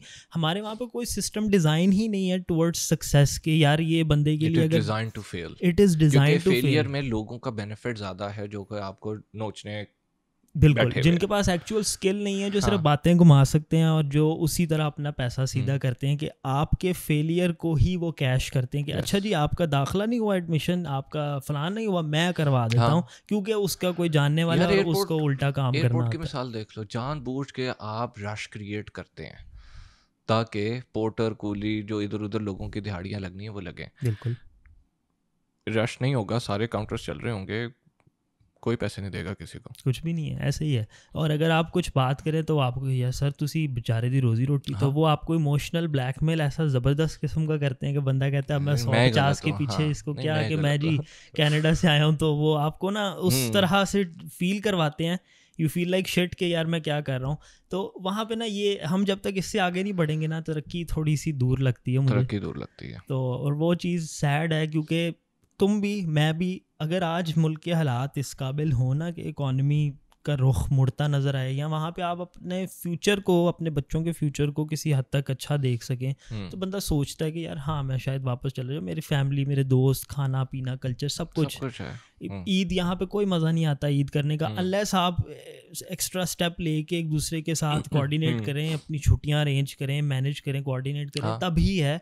अदरवाइज इट्स नॉट समथिंग कि जो पब्लिकली सेलिब्रेट हो रहा है जिस तरह हम्म। वहाँ पे। और बीइंग समबडी जो मुसलमान है, पाकिस्तान में रहा, हम मिस करते हैं वो हमारे यार चीज़। हमारे लिए हमारे तो वो हमारे एक खून बहुत का बड़ा, हिस्सा है ना, एग्जैक्टली बहुत राइट। बड़ा त्यौहार है। तो ऐसा नहीं है कि हर चीज़ बड़ी अच्छी है या हम बड़ी हम्म खुशी खुशी वहाँ से निकले, बट देयर वर थिंग्स जो अनबेरेबल की गई वहाँ पे, वो कह लो कि, और वो ये नहीं कि लोग कह देंगे हाँ जी गवर्नमेंट बड़ी ख़राब है, यार हर हर लेवल पे लेवल, करप्शन है। जब तक आप सेल्फ को नहीं ठीक करेंगे आप किसी को कुछ नहीं कह सकते। रेडी वाले से लेके टॉप तक हर बंदा हस्बे इस्तात ऐसे ही है। कर रहा है दो नंबरी, बिल्कुल ठीक ऐसे है, ही है। And everybody knows. ठीक है, आपका पुलिस डिपार्टमेंट बदनाम है, आपके वकील बदनाम है, आपके जजेस बदनाम है, आपके डॉक्टर्स बदनाम है, कोई ऐसा महकमा, कोई वापडा ले लें, कुछ ले लें, हर जगह हर लेवल के ऊपर ये हो रहा है। तो आप सिर्फ हुक्मरान को, इस्टेब्लिशमेंट को, फौज को ब्लेम नहीं कर सकते। हाँ वहाँ पर भी हो रहा है क्योंकि वो अब एक ऊपर लेवल पे हो रहा है, तो वो नीचे से सबको नज़र आ रहा है। हाँ वो स्पॉटलाइट के वो अंडर हाँ है। जिस तरह अब मैं एक सिंपल एग्जांपल देता हूँ कि पाकिस्तानी क्रिकेट टीम में जब भी कुछ होता है ना, तो बड़े सीधे सीधे हमें लगता है ये इसका फुप्पी का बेटा था, इसको रख लिया ऐसे, क्योंकि वो एक डिपार्टमेंट ही है सरकारी जिसको हर वक्त कैमरे की एक आंख जो है ना वो किसी ना किसी नज़र से देख रही है। आपका वापडा भी इंटरनल आंख से आप देखें तो हाँ उसमें भी इससे ज़्यादा मसले हैं। आपके हर हर जगह महकमे में में हाँ मिसमैनेजमेंट, और लोग उस जॉब पे हैं जिसके लिए वो बने बने नहीं नहीं हैं। हाँ, लेकिन कि यही तो बात है कि जो ये दो नंबरियां करके एग्जाम्पल्स बन जाती हैं, यही चीज़ है जो लोगों को डिस्करेज करती है कि यार क्या फ़ायदा डॉक्टर बनने का, इंजीनियर बनने का, उन्होंने देख यार उन्हें ये कितना, वो बंदे ने देखो ना वो इस तरह किया उसने और वो आज इतना हो गया। तो वो जो चीज़ों पे फोकस करना चाहिए, एजुकेशन सेक्टर के ऊपर, हेल्थ सेक्टर के ऊपर, जो कि चीज़ें आपके लोगों के लिए, आपके मुस्तकबिल के लिए ज़्यादा बेहतर है, तो वो वहाँ पर फोकस नहीं है। क्योंकि आपको नज़र आ रहा है कि यार बेचारा जो इंजीनियर बना मेहनत करके या जो डॉक्टर बना मेहनत करके, वो इंसान रुल रहा है, और जो बदमाशी करके, शॉर्टकट्स लगा के, इस तरह की हरकतें करके अपना उसने पैसा कमा लिया, सारा कुछ कर लिया, वो वही बात है ना, वो कोई लैंड क्रूजर या प्राडो वगैरह में फिर रहा होगा, वो जैसे तूने बताया ना कि दरवाज़ा उसका खोल रहा होगा, he will become a celebrity. तो वो रोल मॉडल की डेफिनेशन जो है ना वो थोड़ी चेंज करने की ज़रूरत बिल्कुल है। बिल्कुल। यहाँ पर आप छोटी गाड़ी में हो, बड़ी गाड़ी में हो, आप एक सिक्योरिटी गार्ड हो या आप एक सीईओ हो, कोई फ़र्क नहीं है इज़्ज़त का। ये चीज़ यार, ये वही प्रिंसिपल्स हैं जो इस्लाम ने हमें बताए थे, और पाकिस्तान में उल्टा हिसाब है। तो ये चीज़ों से दुख होता है देख के कि यार क्यों? हाँ इज्जत ये चीज़ों से मेजर नहीं होनी चाहिए कि मेरे पास हुँ, लैपटॉप कौन सा है, मेरे पास गाड़ी कौन सी है। इज्जत इंसान की उसके किरदार और यस, हरकतों से हाँ, मुंसलिक होनी चाहिए। But somewhere along the way हम वो कॉन्सेप्ट मडल्ड कर देते हैं कि पैसा और इज़्ज़त सिनोनिमस हो जाती हैं, और जो गरीब है भले वो बेहतरीन आदमी, उसकी वो इज़्ज़त मुआशरे में आप नहीं दे पाते जो एक पैसे वाले बंदे को देते हैं। हमने जो अंग्रेज़ों की ग़ुलामी की, हमारा माइंडसेट वही है, वेदर वी लाइक इट और नॉट। क्यों? क्योंकि वही बड़ी गाड़ी को देख के सैल्यूट मारना हमारे back of the mind embedded है। इनिशिएटिव, एंटरप्रेन्योरशिप ना होना, क्योंकि हमारा माइंडसेट वही है कि यार नहीं नहीं पता नहीं क्या हो जाएगा, ये कैसे कर लेंगे, वो कैसे कर लेंगे। तो वो जब आपके बचपन से ही आपके दिमाग के अंदर ये चीज़ें डाली जा रही हो ना, तो हमारी सोच उसी तरह की है, यहाँ आके भी उसी तरह की है। ट्रू। आप रिस्क लेना, बिजनेस करना या कोई भी आप काम करना चाहें, तो वो होता है कि यार पता नहीं क्या होगा। तो वो बड़ा मुश्किल है इवन हमारी जनरेशन के लिए भी कि उस माइंडसेट से निकलें। ऑल्दो अंग्रेज़ तो चले गए हैं, लेकिन हमारी ज़हनीत नहीं बदली। आज भी जो बड़ी गाड़ी को सलूट मारा जा रहा है, वो उसी गुलामी की मेंटालिटी की वजह से ही मारा जा रहा है। ऐसा ही है। और तुमने सही बात की कि तुम और मैं, हम यहाँ आ गए, हम दो मुख्तलिफ दुनियाओं को देख पाए, हमारा पर्सपेक्टिव इवॉल्व ज़रूर करेगा, लेकिन समवेयर हम अभी भी वही एक सोच, वो जो पाकिस्तान में बचपन की ट्रेनिंग के हाँ साथ हाँ थी, वो कहीं ना कहीं होती है। हम कॉन्शियसली उसको देख पाते हैं कि हाँ यहाँ पे मैं कुछ कर रहा हूँ ऐसे, लेकिन उससे जान छुड़ाना इतना स्ट्रेट फॉरवर्ड नहीं है। नहीं है। बट गुड थिंग इज़ कि तुम्हारी जो नेक्स्ट जनरेशन है, जो आपके हम्म बच्चे होंगे, जो यहाँ पैदा होंगे, यहाँ स्कूल्स में जाएंगे, यहाँ के कल्चर में पलेंगे बढ़ेंगे, उन पे उस तरह की रोक टोक नहीं होगी उनके सवालों को। क्योंकि पाकिस्तान में तो बच्चे की क्यूरियोसिटी हम वैसे ही मार देते हैं ना, वो आपसे 4 सवाल करता है, 5 पे आप कहते हैं यार पहले ही गर्मी है, मेरा दिमाग ख़राब हो है, बत्ती है नहीं तो तू सवाल करी जा रहे हैं, जा वहाँ दे गोल। यहाँ पे मैंने देखा है कि वो आप बच्चे के साथ ना पेशेंस का मुजाहरा थोड़ा सा अगर बढ़ा लेना, तो उसकी जो मेंटल ग्रोथ पे पॉजिटिव इम्पैक्ट होता है ना, वो बहुत यस ज़्यादा होता है। क्योंकि आप उसकी फिर उसको सोच को लिमिट नहीं कर रहे कि तुम सवाल पूछोगे तो तुम्हें आगे से टरखा नहीं दिया जाएगा, तुम्हें उसका जवाब दिया जाएगा, नहीं होगा तो बताया हाँ जाएगा। हाँ तो उसको फिर एक कॉन्फिडेंस मिलता है कि माई यस फादर या my mother has my back and they know stuff. तो फिर वो खुल के एक्सप्लोर करता है। जब वो खुल के एक्सप्लोर करता है थोड़ा, तो वो अपनी लिमिट्स फाइंड बेहतर कर पाता एग्जैक्टली है, हाँ बजाय इसके कि पाकिस्तान में जहाँ पे आपको एक ट्रैक पर सफोकेटेड डाल देते हैं एनवायरनमेंट कि हाँ। इससे बाहर सोच नहीं सकते, इससे बाहर कर नहीं सकते, बस यही है जो करना है। तो वो एक बच्चों चीज़ के है। लिहाज से ये एक अच्छी चीज़ है। कुछ चैलेंजेस भी हैं, तुम्हें अंदाज़ा है? थोड़ा सा हाँ उन चैलेंजेस पे, क्योंकि मेरे भी बच्चे नहीं हैं, बट आई एम श्योर जो देख रहे हैं हाँ लोग, उनमें से काफ़ी सारे इसी तरह के यंग लोग हैं जिनके अभी यंग बच्चे हैं और आने का सोच रहे हैं या आ रहे हैं। व्हाट वुड यू से कि इन टर्म्स ऑफ किड्स, लोगों को तुम्हारे एक्सपीरियंस में किन चीज़ों का ख्याल रखना चाहिए? यार देखें, जो चैलेंजेस यहाँ पर हैं, LGBTQ+ पता नहीं क्या आजकल चल रहा है, आई डोंट थिंक कि that is a challenge here only. ये बहुत बड़ा चैलेंज पाकिस्तान में भी है। चाहे आपका बच्चा यहाँ है चाहे पाकिस्तान में है, उसकी तालीम और तरबियत अलग अलग चीज़ें हैं ना। तालीम आपने स्कूल में उसको जमा करा दिया और वो बच्चा वहाँ से तालीम हासिल कर रहा है। तरबियत आपने खुद करनी है। ये चीज़ें तरबियत के अंदर शामिल होनी चाहिए, चाहे आपका बच्चा कहीं पर भी है। यहाँ पर फिर भी नज़र आ रहा है ना, क्योंकि वो मुनाफिकत, या मुनाफिकत तो नहीं है, हिपोक्रेसी आई वुड से, कि वो नहीं है कि ढका छुपा इस तरह का काम हो रहा है पाकिस्तान में। Child abductions, abuse, harassment, you name it. और ये जो LGBT वाला एस्पेक्ट है, it is at every level. It is at every level. आप गांव में देखें, आप शहर में देखें, आप अमीरों में देखें, आप गरीबों में देखें, आप स्कूल्स कॉलेजेस के अंदर देखें, आप अपने दीनी मदारिस में देखें, ये हर जगह है। लोग हश हश कर जाते हैं, डिस्क्लोज़ नहीं करते, हाईलाइट नहीं करते, बदनामी के डर से, सारा कुछ उस तरह की चीज़ों से। लेकिन पाकिस्तान में आई बिलीव बच्चे ज़्यादा एट रिस्क हैं इस सारी चीज़ों के as compare to in western countries, क्योंकि यहाँ पर किसी की मजाल है कि वो कोई बच्चे को गलत तरीके से हाथ लगाए या कुछ हरास करे या कोई उससे गलत बात करे, ठीक है, लटका देंगे इधर।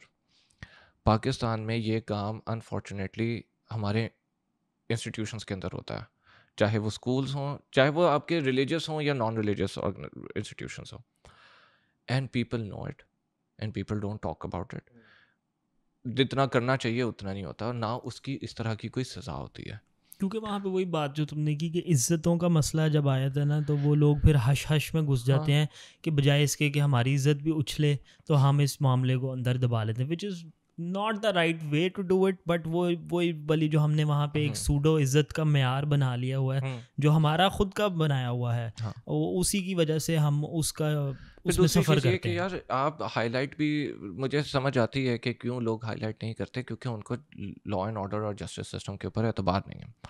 अभी जो एक आपने वो देखा होगा कि इस्लामाबाद के अंदर वो जो एक लड़की का कत्ल हुआ था, जो आई थिंक एम्बेसडर की बेटी थी, और वो मतलब दो बोथ अच्छा, वर मैंने एक पोस्ट देखी जाफर, थी बट हाँ, मुझे उसकी डिटेल्स नहीं पता, दैट शेयर वाज अ ज़रूर कपल करें। Of I think years ago, और इस तरह। तो मतलब उतने लेवल के ऊपर भी अगर कोई क्राइम होता है तो इंसाफ रेडिली अवेलेबल नहीं है। तो अगर एक गांव के अंदर कुछ गड़बड़ होती है तो एक उसको क्या इंसाफ मिलेगा? तो वो hope to get justice is not there. इस वजह से शायद लोग हाईलाइट ना करें। यहाँ पर आप 911 पे एक कॉल करो ना और सिर्फ इतना बता दो कि ये कुछ गड़बड़ हुई है, 4 गाड़ियाँ पुलिस की अगले 5 मिनट में खड़ी होंगी और पूरी बिल्डिंग को ये बंद करके वो बंदे को ढूंढ के निकाल के उसको लेके जाएंगे।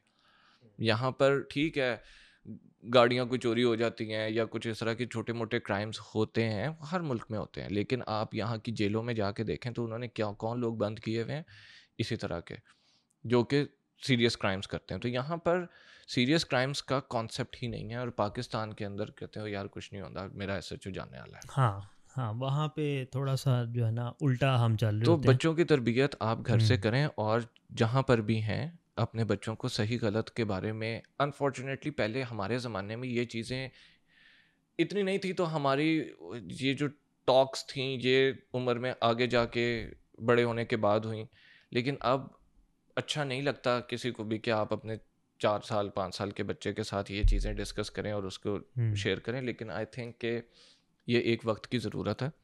बच्चा कहीं पर भी हो, उसको शुरू दिन से इतना अलर्ट और इतना अवेयर होना चाहिए कि वो आइडेंटिफाई कर सके कि क्या चीज़ सही है और क्या चीज़ गलत है। एग्जैक्टली आप उसको इसलिए नहीं बता रहे कि आप उसको कोई जहन करप्ट कर रहे हैं हाँ या उसको बड़ों वाली बात बता रहे हैं। आप उसको जब तक बताएंगे नहीं, वो उसको हाँ गेज नहीं कर पाएगा कि किस चीज़ को फिर मैं सही कहूँ और क्या गलत कहूँ, एग्जैक्टली यार, कहाँ वो मुझे तो मासूम बताना है है। ना। एग्जैक्टली तो आपका काम है कि उसको सही गलत का फ़र्क बताएं और उसको बताएं कि जब तुम्हारे साथ कुछ गलत हो तो बिला झिझक, इस खौफ हाँ से कि पुलिस वही वाली चीज़ के पेरेंट्स तुम्हें डांट देंगे, तुमने रुकना नहीं, तुमने बताना है। एग्जैक्टली अपने बच्चे के साथ कम्युनिकेशन स्ट्रांग कम्युनिकेशन रखें। अच्छी होनी चाहिए। और yes. बाकी यहाँ पे मतलब वही बात है, चीज़ें कुछ अच्छी हैं कुछ बुरी हैं, जो नेगेटिव हैं उनको हैंडल किया जा सकता है, जो पॉजिटिव्स हैं वो फिर भी आउटवे करते हैं इन बच्चों टर्म्स के ऑफ साथ ना, स्कूलिंग और वो सारी बच्चों चीज़। के साथ सबसे इम्पोर्टेंटली जो चीज़ होनी चाहिए ना, वो आपकी फ्री कम्युनिकेशन है,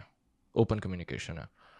एक डिस्टर्बिंग वीडियो थी जो मैंने देखी, जिसके अंदर एक बच्चा एक गली के अंदर एक गाड़ी के नीचे आता है, उसके ऊपर से गाड़ी गुजर जाती है और ही वॉज सो स्केर्ड कि वो अपने घर वालों को बताएगा कि उसको डांट पड़ेगी, कि वो बेचारा उठ के खुद ही लंगड़ा लंगड़ू के कपड़े झाड़ के साइड पर हो गया। तो ये that is very Pakistan sad. की ही वीडियो थी। तो मुझे बड़ा वो दुख हुआ, मैंने कहा यार दिस दिस इज़ पेनफुल। हाँ इट इज़ कि आपके बच्चे में इतना खौफ भरा हुआ है कि वो उसके साथ इतनी बड़ी ज़्यादती हुई है, बट ही स्केर्ड कि मुझे जो डांट या मार पड़ेगी घर से, कि तुम उससे बाहर बेहतर क्यों है कि निकले। ये हाँ, गाड़ी गुजर गई है, खैर है। दैट्स सैड, तो दैट्स अगर वो सैड। ये नहीं बता रहा तो वो आपको क्या छोटी मोटी बात इस तरह की कोई बताएगा। Very true. और ये बात बड़ी ठीक है, हमारे गली मोहल्लों में तुमने जिस तरह बात की, गरीब हो अमीर हो, मदरसा हो स्कूल हो, हर जगह किसी ना किसी लेवल पे होता है। लेकिन हमारे वहाँ पे ना वो अंडर द रग करने यार वाला उधर जो, वो कर लेते हैं ना, अच्छा चल ठीक है वो। हाँ वही ना, तो वो चीज़ I think should be improved. तो अच्छा, बच्चों की भी हमने बात कर ली, तुमने बात की गाड़ी से निकलता बंदा उसको सलूट पड़ता है, तो गाड़ी से मुझे याद आया, तुम्हें यू आर समबडी जिसको गाड़ियों का शौक है, हाँ राइट? यहाँ पे आके मुझे पता है कि भाईजान आपने ली है एक फोर्ड मस्टैंग, मज़ा आ रहा है चलाने का? एक नहीं दूसरी है। हाँ फिल वक्त साइमल्टेनियसली हाँ, एक है, लेकिन पहले एक simultaneously। थी।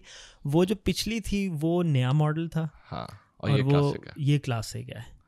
क्लासिक मस्टैंग चलाने का समर में कितना मज़ा आता है? हाँ बहुत मज़ा आता है। तो यार मस्टैंग वो गाड़ी है, Mustang is my first love. अच्छा, और ठीक है, तो बचपन मुझे से? बचपन से ही मुझे था, मैं वो बच्चा था, मेरे कमरे के अंदर वो पोस्टर होते थे मस्टैंग के और छोटे डाइकास्ट मॉडल्स होते थे, और मुझे था कि यार मैंने मस्टैंग लेनी है। मस्टैंग पाकिस्तान में आपके घर से ज़्यादा महंगी शायद आपको पड़ जाए। सही। तो जब मैं यहाँ आया और जैसे ही मुझे पता चला कि यार मेरी नौकरी हो गई है, तो मैंने जाके ब्रांड न्यू मस्टैंग निकलवाई। मैं कहा यार यही टाइम है शौक पूरा करने का, सही। और मैंने मस्टैंग ले ली। और फिर उसके बाद मुझे पता चला कि हाँ यार यहाँ पर जब बर्फ़ पड़ती है और आप एक रियर व्हील ड्राइव गाड़ी चलाते हैं, तो वो टोरंटो ड्रिफ्ट वाला सीन होगा, टोक्यो ड्रिफ्ट की तरह। So it was challenging, it was fun, even in winters it was fun. ठीक है, क्योंकि शुरू में डर लगता था कि व्हील स्पिन हो रहा है और गाड़ी ड्रिफ्ट कर रही है या इस तरह, लेकिन फिर वो अंदाज़ा हो गया था कि कितनी रेस देनी है और कितनी गाड़ी घूमेगी और किस तरह टर्न लेना है। But very very thrilling and very good feeling I would say. फिर मैंने गाड़ी फिर I move to an SUV, क्योंकि मैंने कहा कि यार ठीक है ट्रैवलिंग हो रही है, स्पेस कंस्ट्रेंट है और इस तरह की चीज़ें हैं, तो मैंने एक फुल साइज़ SUV ले ली। फिर उसके बाद मुझे एहसास हुआ कि यार I am too young to drive an SUV। तो ठीक है ये भी भागती है, लेकिन वो उस तरह सीट पे नहीं जाता मैं अंदर। तो फिर मैंने एक क्लासिक मस्टैंग जो है वो ली। हाँ। तो समर्स में मस्टैंग चलाना बड़ा मज़े का काम है। मैं अब ऑफिस के बाद अक्सर शाम में निकलता हूँ और वही उसके 4,500 CC इंजन की जो आवाज़ है और जो रंबल है और वो गूंजती है। It's a V8 right? हाँ, तो वो बड़ा मज़े का एक वो आता है। और फिर उसके अलावा आपके जब आप इस तरह की एक गाड़ी के अंदर बैठ के आप जा रहे होते हैं तो you forget about the worries, ठीक है, you are focusing on the drive. आप सुकून करते हैं, एटलीस्ट मैं सुकून करता हूँ। साथ वाले की शायद जान निकली हो जो मेरे साथ बैठा हो। लेकिन तुम्हें वो एक अच्छी डिस्ट्रैक्शन मिल जाती है यार अपने ग्रोसरी रोजमर्रा के रन्स मसाइल से। Grocery runs have become more fun. तो अब दूध अंडे खत्म हो जाओ तो मुझे ये नहीं होता कोई यार फिर जाना पड़ेगा, मैं कहता हूँ ओए निकालो चाबी। सही है। तो ये सीन है। सही है। अच्छा, तो ग्रोसरी के अलावा तुम उसको भी ट्रैक पे लेके गए हो कभी नहीं, या नहीं? अभी तक नहीं। यार वैसे किसी दिन जाना चाहिए हमें ना ट्रैक पे जाना चाहिए ब्रेक चेंज ताकि अच्छा brakes that's a good point, ताकि हम ट्रैक ना से वो सेफली खेत हाँ में ना वापस निकल वापस जाए। भी आ सकें। हमने बात कर ली कि आप अपने बच्चों को तरबियत कर सकते हैं जिस तरह आप चाहते हैं, ठीक है चैलेंजेस हैं but you can find ways to work around that. आप ऐसे एरिया में रह सकते हैं जहां आपके हम ख्याल लोग रहते हों, कम्युनिटी हो, कम्युनिटीज़ हाँ। बनी होती हैं, तो you can cover that up. Economically you will be better of. यहाँ के हालात की वजह से सिस्टम बेहतर है, तो even if you want to do a business तो उसके सक्सेस के चांसेस आपके ज़्यादा हैं। अगर कोई एक चीज़ हो जो तुम्हें पाकिस्तान वापस लेके चली जाए, वो क्या चीज़ हो सकती मोजा। है? Okay, nothing short of that, कोई चीज़ ऐसी नहीं है। यार छोटी मोटी चीज़ें ख़राब हो ना हम्म तो आप कहते हो कि यार अगर ये ठीक हो जाए तो मैं चला जाऊँगा। क्या क्या ठीक हो। हम्म फिर लोग अभी कमेंट्स में तुम्हारे पास लिखेंगे कि यार आप खुद क्यों नहीं जाके करते ठीक। तो यार उनके लिए मेरा ये जवाब है कि जब मैं इंजीनियरिंग करके फ़ारिग हुआ था तो मुझे सब ने कहा कि यार तुम पाकिस्तान से बाहर नौकरी ढूंढो, बहुत अपॉर्चुनिटीज़ हैं। और मुझे एक्चुअली ये था कि यार मैंने मुल्क के लिए कुछ करना है, मैं पाकिस्तान आके नौकरी करूँगा।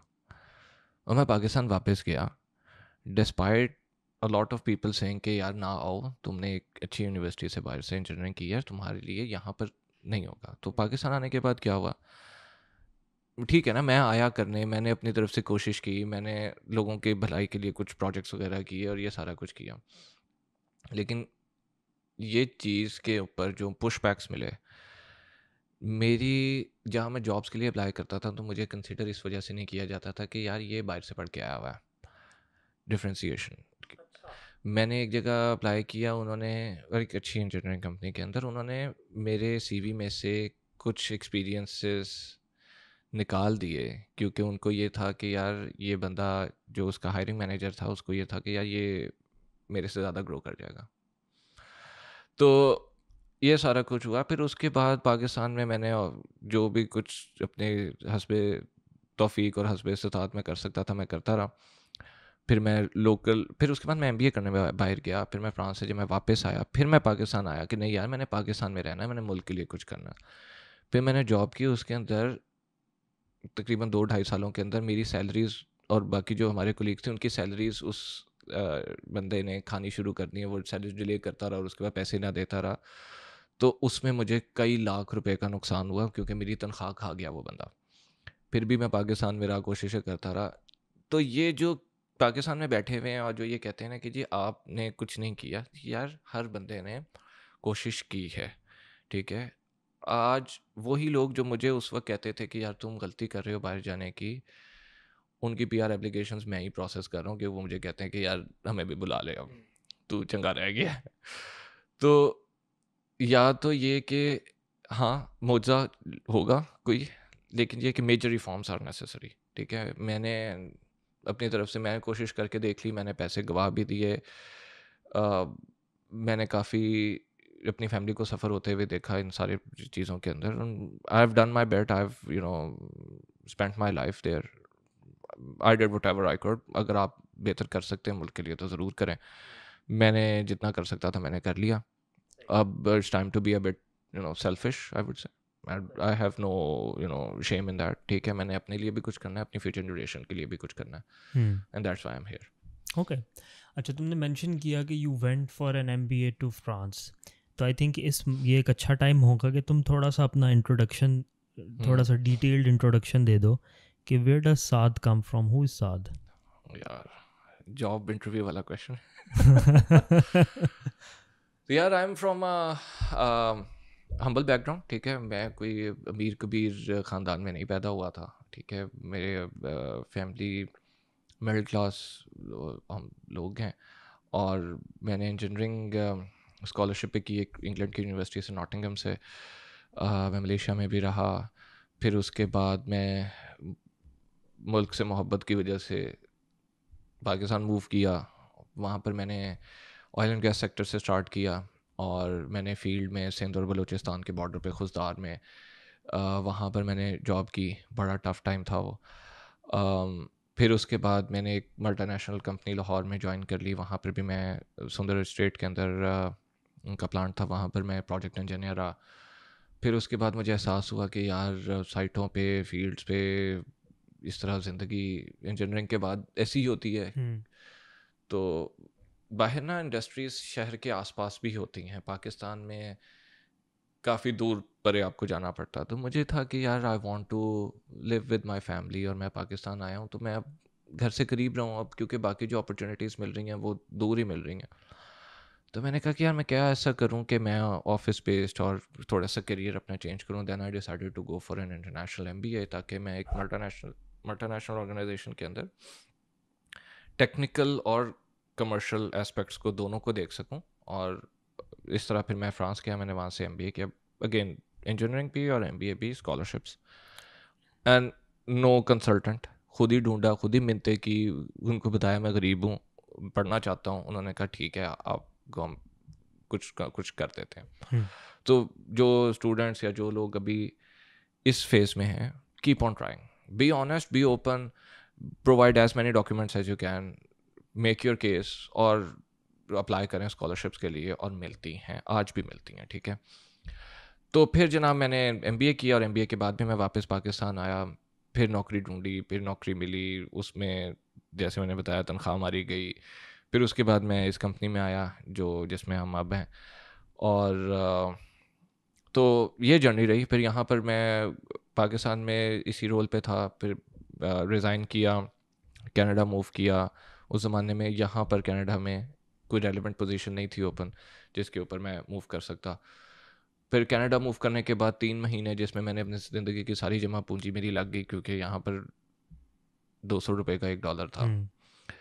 तो डबल रोटी अंडे भी लेता था ना, तो 1000 रुपया लग जाता था। सही। अब तो खैर पाकिस्तान में भी लग ही जाता है, लेकिन ये कि वो कन्वर्जन फैक्टर अच्छा खासा था। तो जितने पैसे मैंने जमा पूंजी थी मेरी ज़िंदगी की, वो सब ख़त्म हो गई। और 3 महीने जब वो बिल्कुल एंड पर पहुंची, तो फिर मेरी नौकरी स्टार्ट हो चुकी थी।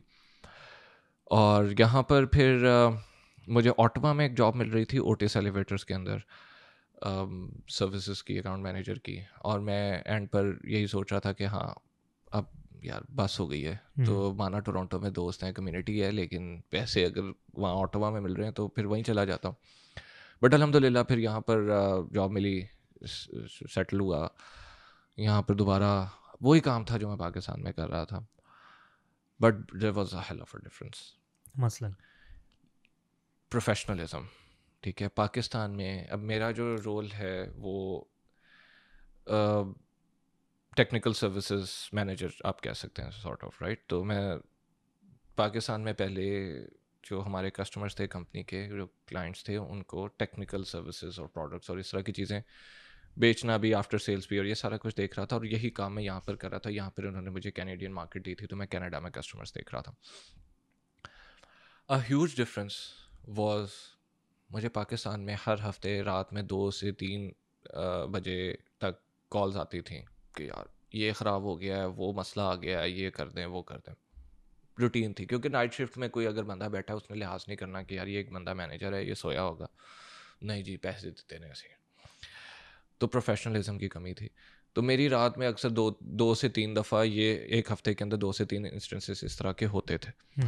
यहाँ पर कोई 5 बजे के बाद कॉल नहीं करता, चाहे आग भी लगी हो, कि यार 5 बज गए, उसका फैमिली टाइम है तो हमने डिस्टर्ब करेंगे। सो प्रोफेशनलिज्म यहाँ पर मीटिंग्स के अंदर they are very straightforward. एक आपको अच्छा लगता है कि हाँ यार एक डिसिप्लिन है, और वहाँ पर तो मीटिंग के अंदर भी लोग ऐसी अनप्रोफेशनल, हाँ नहीं अनप्रोफेशनल बातें इस तरह की हो रही होती हैं जिनका आपकी ज़ात से, आपके कारोबार से, आपकी कंपनी से कोई ताल्लुक़ नहीं होता, तो क्योंकि बस वो सेठ है तो वो कर सकते हैं। तो और उस वक्त आई थिंक वो इतना फील नहीं होता, जब आप यहाँ आगे कंपैरिजन ड्रॉ करते हैं ना, तब आपको फील होता है कि यार वहाँ पे हम अनप्रोडक्टिव हरकतें इतनी क्यों करते थे, यहाँ पे यू सी के ज़्यादा प्रोडक्टिव तरीके हैं वही काम करने के। और एक और चीज़ जो मुझे अच्छी लगती है, यहाँ पे हर बंदा ये जानता है कि 5 बजे के बाद ये कोई पर्सनल मेरा मसला इस बंदे के साथ नहीं है। If I have a disagreement with you at work, 5 बजे वो डिसएग्रीमेंट ख़त्म हो जाना चाहिए।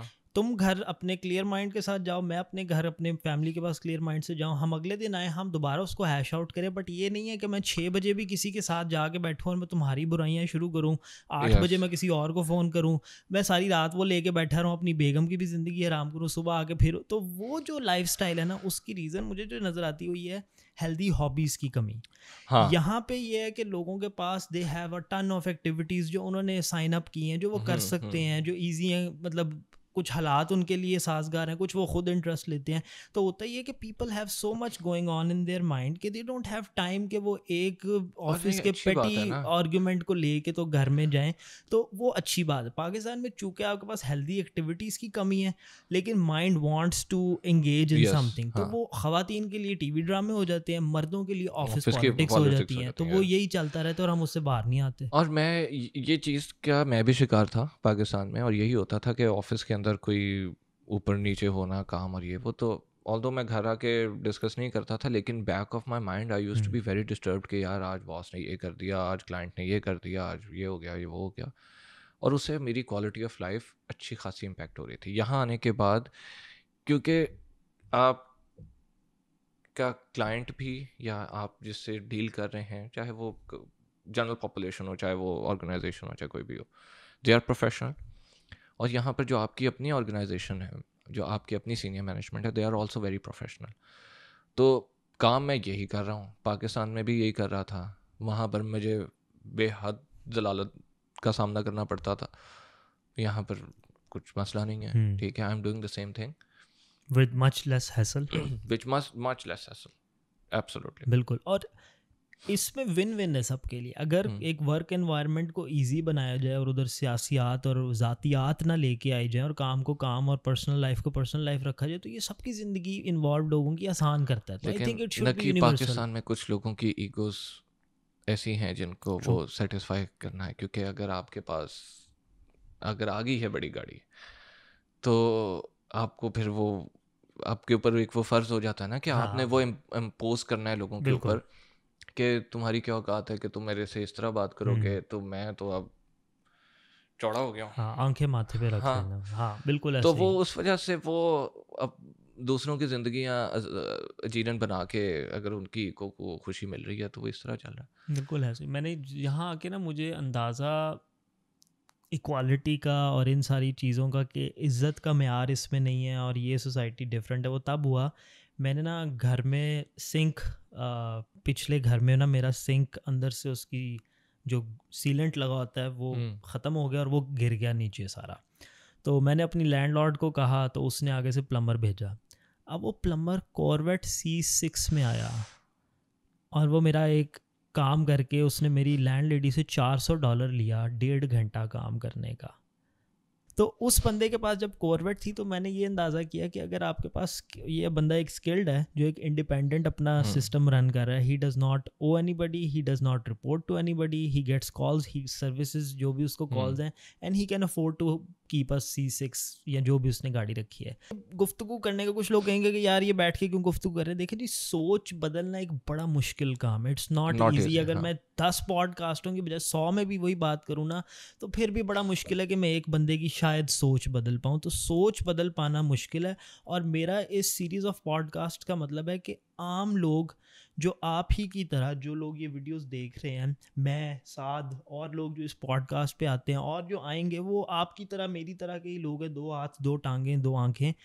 लेकिन अगर आप अपनी एफर्ट्स को एक सही डायरेक्शन में लेके चलें और थोड़ा सा सोच समझ के सही टाइम पे अपनी यूथ आपका यानी 20s और जो आपका 21 से 28-30 साल का पीरियड है ना, मैं समझता हूँ, यानी आप यूनिवर्सिटी चले निकलें 24 से लेके 30 साल, consider it the most important time yes, of your year, क्योंकि ऑफ योर लाइफ, क्योंकि आप अपनी ज़िंदगी की डायरेक्शन सेट करेंगे बिल्कुल। इस पॉइंट पे। आपने जो मर्जी स्टडी की, डजंट रियली मैटर। मैंने जब इंजीनियरिंग पढ़ी थी, आई हैड नो आइडिया कि मैं जो जॉब करूँगा वो किस तरह इससे रिलेटेड होगी, क्या होगा। आप सोचते हैं शायद मैं लैब कोट पहन के बड़ा जो है ना तारें जोड़ रहा हूँगा, ऐसा कुछ नहीं है। होता, यस। तो पढ़ लिया, ठीक है, अच्छा है। यूनिवर्सिटी का मकसद था आपको ग्रूम करना, आपको नेटवर्किंग स्किल दिमाग खोलना सिखाना, आपका। आपका दिमाग खोलना। अगर कुछ नहीं पता तो वो उसको किस तरह सर्च करते हैं, रिसर्च क्या होती है, ये क्या लर्निंग होता है। कैसे की जा सकती हाँ, है। कुछ आपके अच्छे दोस्त बन जाते हैं जो मुख्तलिफ इंडस्ट्रीज में। तो दैट्स व्हाट यूनिवर्सिटी इज़। और अदरवाइज उसमें कुछ नहीं। मैं यूईटी से पढ़ा हूँ।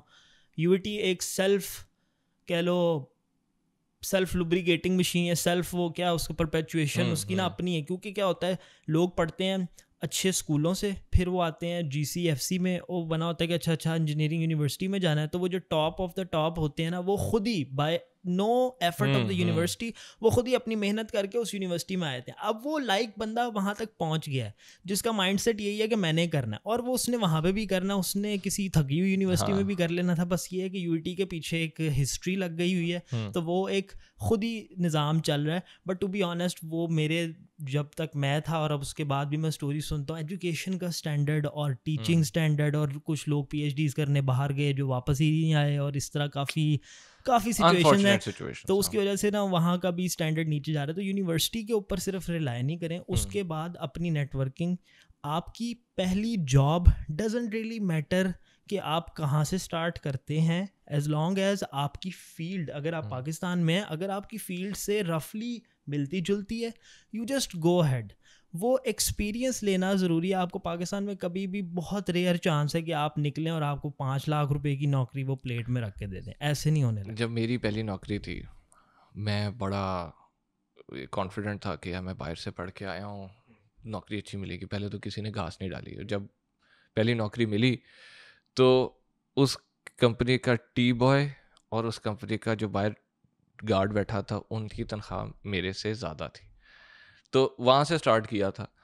तो चिंगचियों में मैं जाता था, वैने बदल के जाता था। गाड़ी एक होती थी घर पे, वो अब्बू या घर वाले यूज़ कर रहे होते थे।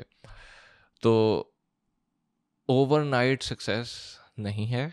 आपको अपने आप को डिसिप्लिन रखना है, अपने गोल्स सेट करने हैं, उनके लिए मेहनत करनी है, आपने अपने कंफर्ट जोन से बाहर निकलना है, तो ही कुछ होगा। स्टॉप आइडियलाइजिंग पीपल के जो रातों रात अमीर हो गए, ठीक है, वो वन ऑफ्स हैं। The probability of that happening to you, अगर आपने लॉटरी भी जीतनी है ना, तो आपको लॉटरी की टिकट लेनी पड़ेगी जाके घर से निकल के। तो वो भी अगर तुक्का जुआ लगना भी है ना, तो उसके लिए भी कुछ ना कुछ करना पड़ेगा। तो ज़्यादा उस चीज़ के ऊपर फोकस करना चाहिए जिसके अंदर प्रोबेबिलिटी भी ज़्यादा हो, और आपको पता हो कि हाँ यार मैं ये करूँ, इस तरह मैं अपने आप को डेवलप करूँ, स्किल्स बनाऊँ और अपनी सोच बदलूँ। ये सबसे बड़ा इंपॉर्टेंट काम है कि जो तुम कह रहे थे ना कि सोच बदलनी चाहिए, और वो मुश्किल काम है। तो वरना कोई फ़र्क नहीं रह जाएगा आप में और एक जस्ट एनी अदर पर्सन जो कि पाकिस्तान में इस वक्त जो हरकतें हो रही हैं वो उनमें शामिल है। यार बिल्कुल बात ठीक है। मैं एक एग्जांपल इस तरह देता हूँ। कुछ अर्सा पहले मुझे एक बंदे ने ना इंस्टाग्राम पे मैसेज किया कि जी मैं इस तरह एक प्रोफेशनल हूँ, मेरी वाइफ है, मेरे बच्चे हैं, मैं 31 का हूँ, मेरे ये मैं अप्लाई करना चाह रहा हूँ कनाडा आने के लिए। मैंने उससे थोड़े से सवालात किए कि अच्छा आपके पॉइंट्स क्या हैं, ये क्या है, वो क्या है। वो मुझे कहता है कि जी मेरे पास जो है ना एक्सपीरियंस है, लेकिन दरमियान में मैंने 6 साल जो है ना काम नहीं किया, बट आप उसकी टेंशन नहीं लें, मैं उसका ना एक्सपीरियंस लेटर बनवा लूँगा। मैंने कहा यार मुझे तो टेंशन ना थी ना मैं ले रहा हूँ, ये मेरा तो टेंशन लेना बनता ही नहीं है, मसला होगा आपको। अगर आप किसी चीज़ को जस्टिफाई कर रहे हैं ना, आप अपने साथ वाले बैठे हुए को कन्विंस कर लें, वो एक अलग बात है, आप मुझे कन्विंस कर लें, वो एक अलग बात है, but it doesn't matter. What matters is कि वो जो IRCC के ऑफिस में बैठा हुआ बंदा है जो दिन में हज़ारों एप्लीकेशंस देख रहा है, उसको आप कितना कन्विंस कर सकते हैं और उसने अपनी अगर उस स्टोरी से। मिसरिप्रेजेंटेशन पकड़ ली तो आप 5 साल के लिए बैन हो गए। एग्जैक्टली। और क्योंकि ये इन्फो शेयरिंग करते हैं तो आप सिर्फ कनाडा से नहीं बैन होंगे, आपको अमेरिका, यूरोप, UK, ऑस्ट्रेलिया, आप हर से जगह अपने ही लिए गए। नुकसान उठाएंगे। तो वो जो हम समझते हैं, तो वो मुझे कहे नहीं नहीं नहीं भाईजान, मैं असल में एक बंदे को जानता हूँ जिसने ये किया है। तो वही वाली बात कि हम वो जो एक वन ऑफ लकी बास्टर्ड होता है उसको पकड़ के एग्जांपल को समझते हैं कि सब पे ये एप्लीकेबल है। ऐसा नहीं है, आपको एक्सेप्ट करना पड़ेगा कि आसानी पाने के लिए मुश्किल से गुजरना पड़ता है। There is no way around it. कुदरत के कुछ असूल हैं जिनको हम लाख कोशिश करें बाईपास करने की, हम नहीं कर सकते, और अगर करें तो हम नुकसान उठाते हैं। तो ये उनमें से एक है कि you have to go through certain hardships to get to some place जहाँ पे आप कंफर्ट फील कर सकें। वो बिल गेट्स की मिसालें देते हैं ना, तो बिल गेट्स ने यार कोई उसका तुक्का नहीं लगा था, he work for it, he did. ठीक है। एलॉन मस्क की लोग मिसालें देते हैं, तो भाई उन्होंने मेहनतें की, उन्होंने दिन रात लगाए हैं, उन्होंने कुछ किया है तभी वो बने हैं। वो काम मैं नहीं कर रहा, अगर मैं भी करूँ तो शायद मैं भी उसके कहीं ना कहीं हो सकता है उससे 10% ऊपर 10% नीचे कुछ कहीं ना कहीं पहुंच जाएंगे। तो जब तक मैं कुछ करूँगा नहीं, कुछ होगा नहीं। तो यही बात है और यही सोचना चाहिए। बिल्कुल। आप ये एक्सपेक्ट नहीं कर सकते कि मैं कुछ ना करूं और मेरा कोई ट्रिक लग जाए, कोई वन ट्रिक पोनी में बन जाऊं, कोई एक लकी शॉट, कोई रैंडम कोई मैं ग्लिच पकड़ लूं सिस्टम का। अगर आप इस पे रिलाई करके बैठे रहेंगे, कब तक रहेंगे? तो आप बैठे रहेंगे। That will not be sustainable. Not sustainable. Chances are you will fail. Chances are you will become bitter. इस सारी चीज़ के बाद क्या आते कम ही कुत्ता है। तो उसकी बजाय आप वही टाइम जो अपना 24 से 30 के बजाय कि कभी किसी वो क्या उसको बोलते हैं, हर घड़े का ढक्कन बनने की मतलब आप एक डायरेक्शन पकड़ लें अपना पैशन समझ के कि यार मुझे ये अच्छा लगता है, मैंने पढ़ाई इसलिए की थी कि मुझे ये करना है। ठीक है, हमारे यहाँ पे वो होता है कि कोई डॉक्टर बना तो वो ज़रूरी नहीं कि वो इलाज करना ही चाहता हो, वो उसको कहा गया होगा कि तेरा फूफा डॉक्टर है ना, देख के पैसे घुमा रहे, चल शाबाश। सही बात। तो अगर आप पैशन फॉलो करके पढ़ाई करें, ठीक है, नहीं भी करते ठीक है, लेकिन उसके बाद you really need to sit down and think about your life कि अब ये सीरियस लाइफ आने लगी है, अब ये लाइफ ऑल्टरिंग डिसीजंस होंगे। तो वो जो आप चूज करेंगे ना 24 से 30 में, वो मेरे एक्सपीरियंस में आपकी जिंदगी की डायरेक्शन एक तरह से सेट कर देती है। और फिर चूज करें और फिर देन वर्क ऑन इट ना। मसला ये होता है कि लोग समझ आ जाती है जैसे कि यार मैंने ये काम नहीं करना, मैं डॉक्टर बन गया, मैं इंजीनियर बन गया, नहीं मुझे नहीं समझ आ रहा, ये तो बड़ा मसला। फिर वो क्या करते हैं कि वो अपनी सारी ज़िंदगी उसके बारे में रोते हुए और कंप्लेंट करते हुए गुजारते हैं। तो मैं हर किसी को ये कहता हूँ कि यार रोना बंद करो, उसके बारे में कुछ काम करो। मुझे नई साइटों पे काम करना था, मुझे नई फील्ड्स पे जाके प्रोजेक्ट्स करने थे, मैंने लगी लगाई नौकरी एक मल्टीनेशनल के अंदर छोड़ के, पैसे खर्च करके, जाके गाड़ी बेच के, सारा कुछ लगा के MBA करके आया ना कि हाँ भाई मुझे फील्ड चेंज करनी है। मैं वो ना किया होता तो हो सकता है मैं आज उसी कंपनी के अंदर किसी और टेक्निकल रोल पे ही कुछ बहुत सीनियर पोजीशन पे होता। तो you do something and you, वो पानी जैसे अपना रास्ता बनाता है ना, तो आपको भी अपना रास्ता खुद बनाना चाहिए। तो you should work on it. दो चीज़ें जो तुमने बड़ी अच्छी मेंशन की, एक ये था कि रिस्क और reward. You take calculated risk, the bigger the risk chances are the bigger the reward.